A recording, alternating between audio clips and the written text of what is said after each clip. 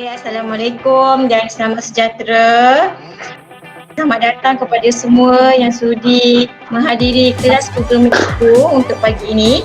Untuk hari ini kita fokuskan kepada teknik menjawab soalan untuk kemahiran proses sains yang berfokuskan kenali pembuli ubah dan kemahiran mentaksir data. Nak tak? Boleh kita teruskan? Masa bersama ke cikgu? Boleh. Tengok apa yang kita akan belajar hari ini sama-sama. Ada 3 perkara. Yang pertama, mengenali pembuli ubah. Yang kedua, kita akan pergi apa contoh soalan tujuan. Dan yang ketiga, kita akan adakan sesi perbincangan. Okey? Boleh. Okay, kita teruskan. Boleh.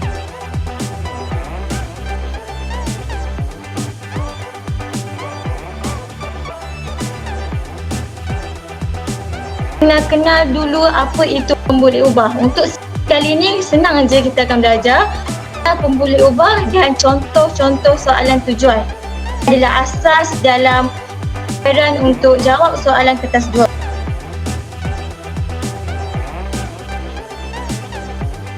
Jenis pembuli ubah, siapa tahu jenis pembuli ubah ada berapa?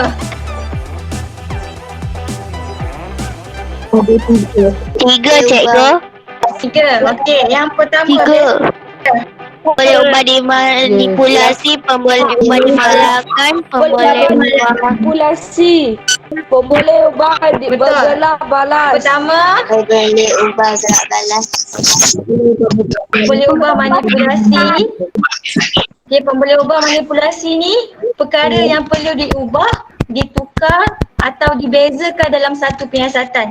Ia membawa pengaruh yang sangat besar dalam satu eksperimen tu. Yang kedua, pembuli ubah bergerak balas.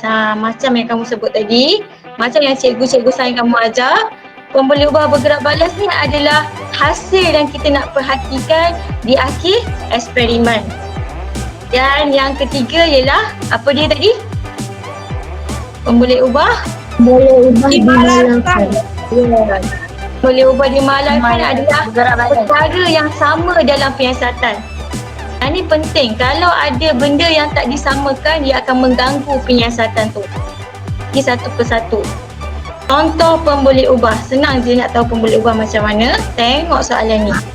Soalan ni, jadual menunjukkan bilangan tikus dan ular dalam satu habitat. Yang ni senang sebab dalam jadual kamu dah boleh kenal pasti yang mana satu pembuli ubah manipulasi, yang mana satu bergerak balas. Okey, cuba kamu bagi tahu cikgu. Yang mana satu manipulasi? Bilangan haiwan. Haiwan? Bilangan tikus. Ya, bilangan tikus adalah pembuli ubah manipulasi dan Ular is pembuli ubah bergerak balas. ya betul. Pembuli ubah bergerak balas adalah bilangan ular. Apa yang kita nak diperhatikan pada akhir penyiasatan. Pembuli ubah mala ada tak kat sini? Tak ada. Tak ada? Ya, habitat yang sama. Itu adalah pembuli ubah mala. Okey, seterusnya. Okey, tengok soalan seterusnya. Soalan ini ialah catapalan di bawah menunjukkan jisim 4 jenis bahan buangan di bandar Q. Okey, untuk yang mendatar jenis bahan buangan dan jisim untuk yang menegak. Yang mana satu pembuli ubah manipulasi? Jisim tan sim bracket tan. Cikgu. Manipulasi yang mana satu? Jenis bahan Manipulasi adalah jenis bahan buangan. Biasanya dalam carta palang, yang mendatar adalah pembuli ubah manipulasi dan yang menegak adalah pembuli ubah bergerak balas. Dalam ayat ni pun kita boleh nampak jisim 4 jenis bahan buangan. Yang ni adalah pembuli ubah malam. Okey? Apa pun boleh ubah manipulasi. Apa pun boleh ubah malar di sini. Dalam soalan ni, apa pun boleh ubah malar. Ganda Q. Ganda Q adalah boleh ubah malar. Dia berada di bandar yang sama. Kita buat penyiasatan di bandar Q. Okay, bagus. Boleh kita teruskan? Ada soalan Boleh. Cara nak menulis pun boleh ubah. Okay, perlukan ada parameter dan objek. Apa itu parameter? Parameter ni adalah ciri bagi pemboleh ubah yang boleh diukur. Contohnya air. Ukur air. Kita nak kata pemboleh ubah manipulasi air. Kita tak boleh tulis air saja. Kita ada benda yang boleh diukur, iaitu isi padu air. Contohnya ais melebur. Ais melebur tu adalah pemboleh ubah manipulasi atau bergerak balas. So cara kita nak ukur, apa yang kita boleh ukur? Masa. Lagi kain, panjang kain, saiz kain, jenis kain. Sama juga dengan permukaan. Apa yang boleh diukur dengan permukaan? Ni Saiz. Selain daripada jenis saiz. Okey. Air mendidih, tempoh air mendidih. Itu adalah cara nak menulis pemboleh ubah. Jarak sumber cahaya. Kalau kita tulis saja, kita tak tahu nak ukur macam mana. So kita boleh letak jarak sumber cahaya. Kotak, saiz kotak, jenis kotak. Boleh kita teruskan? Boleh. Boleh lihat. Sekumpulan murid menjalankan satu penyiasatan tentang pengawetan makanan. Mereka merekodkan maklumat seperti ditunjukkan di bawah. Okey, tadi contoh yang cikgu bagi soalan, pemboleh ubah manipulasi bergerak balas terus ada dalam carta palang, ada dalam jadual. Okey, tapi ada setengah soalan yang diberi dalam bentuk situasi. Contohnya soalan ni. Soalan ni dia nyatakan langkah-langkah untuk penyiasatan bagi pengawetan makanan. Okay, kita tengok sama-sama. Yang pertama, masukkan 6 hirisan mangga ke dalam botol N dan M. Tuangkan cuka ke dalam botol M dan air ke dalam botol N sehingga penuh. Biarkan botol M dan N di atas meja.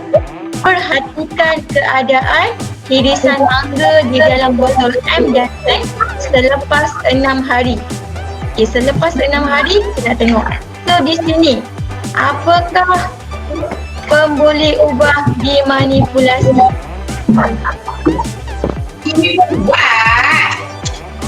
Boleh beritahu cikgu? Yang mana satu pemboleh ubah manipulasi?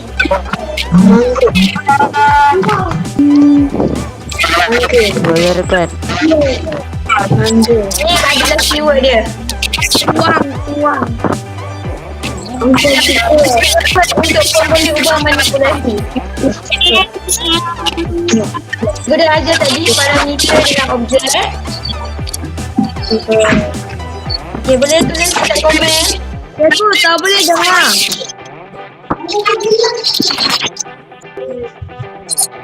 Cikgu tak boleh dengar, cikgu. Tak dengar apa yang cikgu. Cikgu bergema.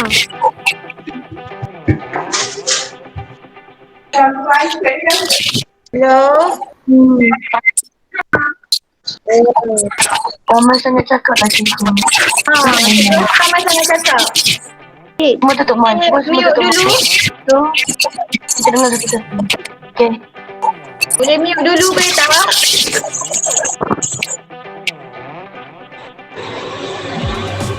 Okay, boleh dengar tak suara cikgu?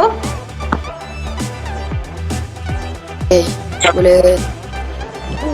Mute dulu. Boleh cikgu. Boleh. Dah boleh dengar dah? Okey, kita teruskan Okey, di sini pemboleh ubah manipulasi adalah ni keyword dia. Okey, so pemboleh ubah manipulasi adalah jenis larutan. Okey? Pemboleh ubah bergerak balas. Apa yang kita nak perhatikan? Ni adalah keyword dia. Keadaan hirisan mangga. Okey? Dan apa pemboleh ubah dimalarkan di sini? Jenis hirisan mangga. Ni jawapan dia. Pemboleh ubah malar tempoh masa iaitu selepas 6 hari kan. So tu tempoh masa adalah pemboleh ubah malar dan bilangan hirisan mangga. Okay. Next. Boleh kita teruskan? Cikgu saya nak salin. Okey, boleh. Nanti cikgu akan letakkan semua bahan ni dekat Facebook cikgu. Jangan risau. Nanti cikgu share. Okey. Okey. Okay, kita pergi kepada cara untuk menjawab soalan tujuan. Okey, semua sedia? Dengar suara cikgu? Okey. Okay, apa itu tujuan? Dengar. Tujuan untuk membuktikan hubungan antara pemboleh ubah. Nak uji sama ada kamu dapat mengkaji tak pengaruh pemboleh ubah dimanipulasi terhadap pemboleh ubah bergerak balas. Okey, cara nak jawab. Siapa tahu cara nak jawab soalan tujuan? Siapa tahu cara nak jawab soalan tujuan? Cikgu saya tahu. Betul. Untuk menyiasat hubungan di antara PM dengan PBB. Ini adalah cara untuk menjawab soalan tujuan. Selain daripada ni, tak boleh. Ni adalah cara dia. Itulah tadi cikgu ajar kamu untuk mengenal pasti pemboleh ubah dulu. Kamu tak boleh kenal pemboleh ubah, automatik nak jawab soalan tujuan kamu boleh salah. Tahu soalan tujuan yang sama macam tadi. Kamu dah tahu PM dia adalah buangan. Dia adalah Dan apa? Saya nampak tak? nampak. Nampak. Bila kamu dah tahu, okey, dah nampak tak apa, kita teruskan. Bila kamu dah tahu PM yang mana nampak muka cikgu. nampak tak slide? Tak. Nampak. Okay, bila kamu dah tahu PM yang mana satu, PB yang mana satu, terus kamu boleh jawab soalan ni. Okey, untuk menyiasat hubungan di antara jenis bahan buangan dengan jisim. Yang ni PM, Okey. PB. Investigate the relationship between type of waste materials and mass. Okay. Boleh kita teruskan? Boleh. Contoh soalan tujuan lagi. Contoh yang sama seperti tadi. Kamu dah tahu yang ni adalah PM, yang pula adalah PB. So, apakah tujuan penyiasatan ini? Terus kamu boleh jawab untuk menyiasat hubungan di antara dengan R. Apa?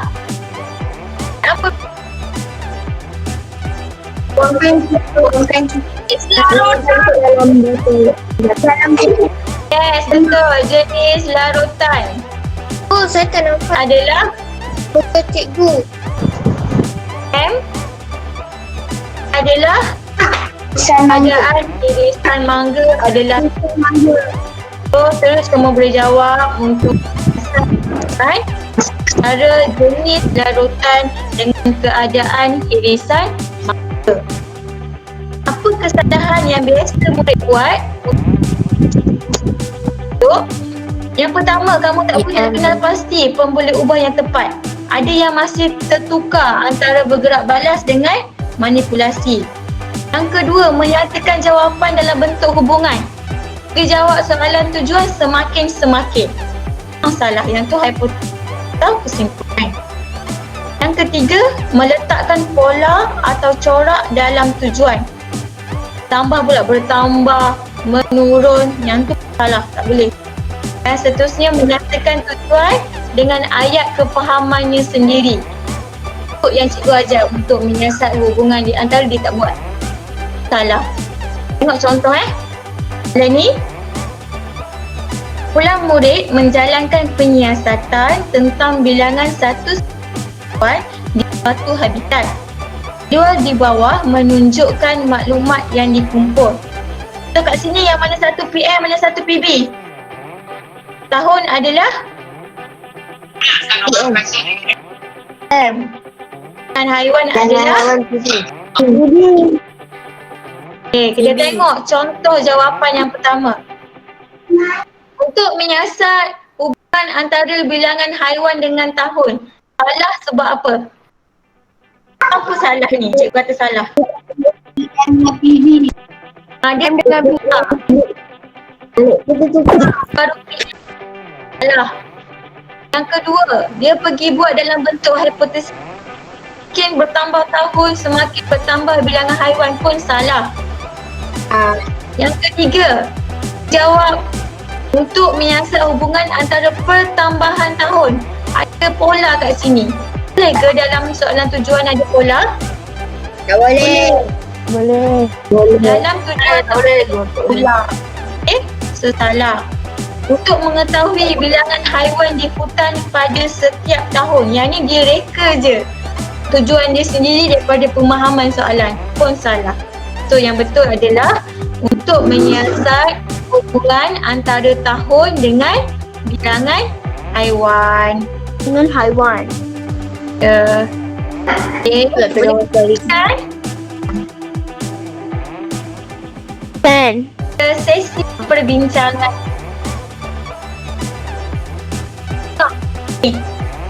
Mana kelas? Apa pun boleh ubah alarkan ni. Malar dulu. Dalam kawasan hutan. Kawasan Tinggal. tahun. Betul. Tahun. Kita letak parameter kat depan.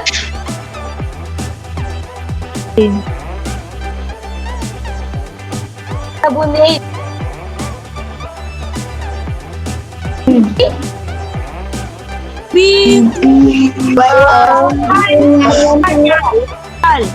Luas kawasan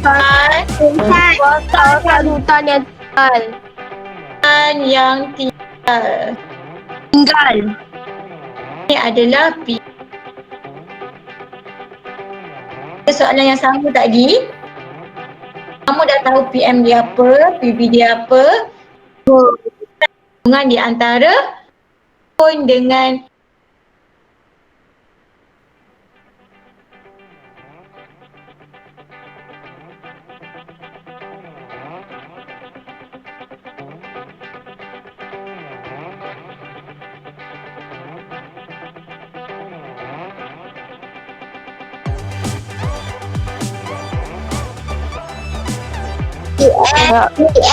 bayang-bayang. Bayang-bayang. Size of Jarak antara bola dengan skrin adalah PB. Ya, betul. PB adalah saiz bayang-bayang. Okey, jangan tertukar pula. Okey, next. Soalan yang sama. Kamu dah tahu yang ni PM. Mana? Untuk menyiasat hubungan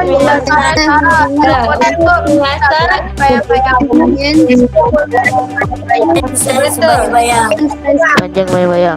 hubungan antara jarak antara bola dengan skrin dengan saiz bayang-bayang.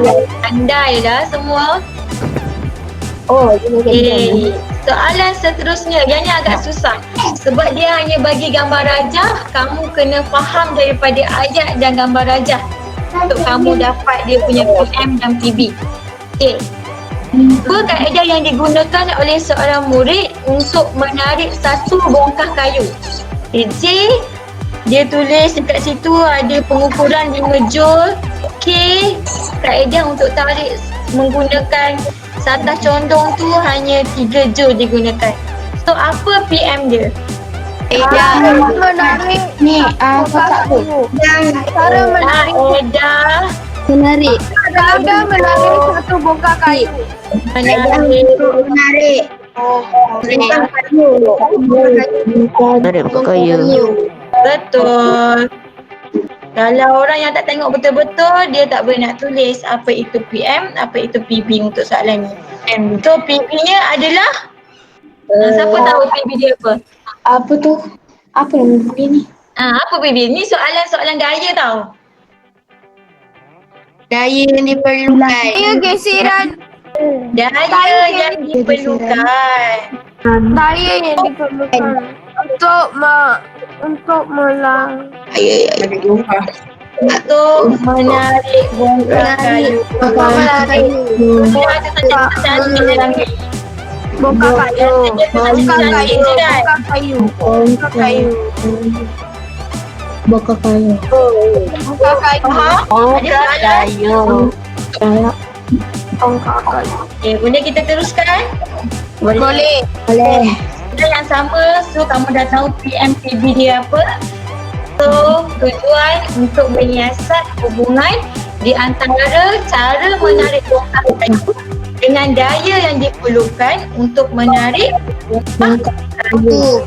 Okey, kamu jangan risau, semua bahan yang cikgu sediakan hari ini cikgu akan masukkan ke channel YouTube cikgu. Siapa yang tak kesempatan untuk pagi ini, yang cikgu akan masukkan dekat Facebook cikgu Norshidah Ayu dan Facebook SKTK Digital Learning Platform. Ya, siapa tu? Cikgu cikgu apa?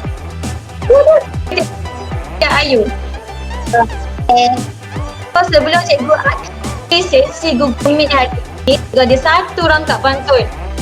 Syarat fizik sentiasa diingati. Baharu dari sesi Google Meet berakhir di lagi time sing. Kita akan lagi lagi kedua, ketiga dan seterusnya. Kan ni ada soalan. Ada cikgu. Dan kalau ada apa yang baik boleh komen dekat ruangan. Terima kasih dekat semua yang mengikuti kelas cikgu pagi ni. Nanti lepas cuti Dewan lah. Jadi kita untuk bahagian lain influence.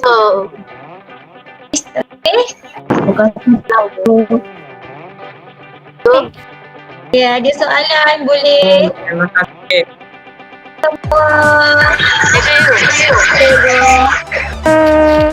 Okey,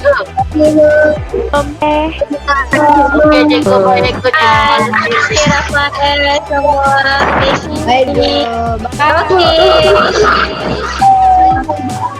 Terima kasih semua dari SK Taman Kepok, SK Batu Muda, SK Sentul 1, SK Wang Semaju. Terima kasih untuk hari ini.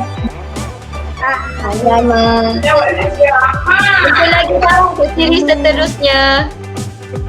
Bye. Bye, cikgu.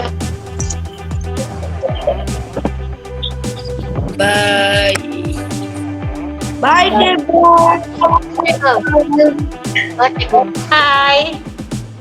Bye cikgu. Kalau ada tak dengar suara cikgu. Thank you. Bye cikgu. Bye. Cikgu Ayu. Bye cikgu. Bye cikgu. Bye. Ada. Siapa nama dia? Hai Rafael. Marisa lama tak jumpa. Hi, teacher. Long time no see, teacher. Dan Anantaras. Tahu bila boleh jumpa kan bila? Hi, teacher. Long time no see, teacher. Ya, long time. Tak jumpa pun jumpa. Wow, Kak B. Hai, cikgu. Kita dulu. Hai Kak Dilan. Bye teacher. Happy Deepawali. Cikgu lupa nak beritahu. Happy Deepawali. Belum lagi. Thank you. Thank you teacher. Okay. Thank you. Jasmine. Bye. Bye, teacher. Bye. Bye teacher. Happy Bye. Deepavali everyone. Happy Diwali. Okay. Happy Diwali, Fabulous. Happy Deepavali Anand. Happy Deepavali Ram. Harika. Bye. Bye teacher. Bye. Bye. Okay. Ryan. Thank you lah. Also, bye-bye. Teacher, bye. Came from bye. Citizen. Umaira. Thank you. Thank you.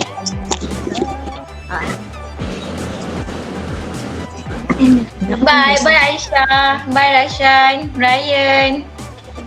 Bye, cikgu. Bye kat sini.